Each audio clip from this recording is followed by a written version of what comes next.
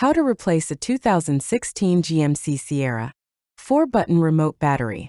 Now here's Sergeant Locksmith to show you how.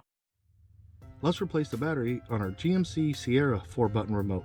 For this task, you will need your remote, new battery, which is CR2032, and a flat tip screwdriver.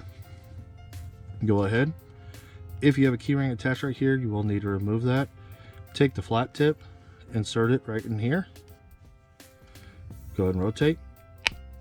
Slide it to the other side, rotate, and the back cover comes off. Now that it has, you see this bigger spot on your remote. That is what you're going to aim for when you put your finger down in the middle of the battery.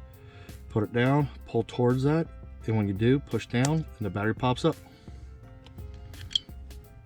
And as you notice, it's a CR2032.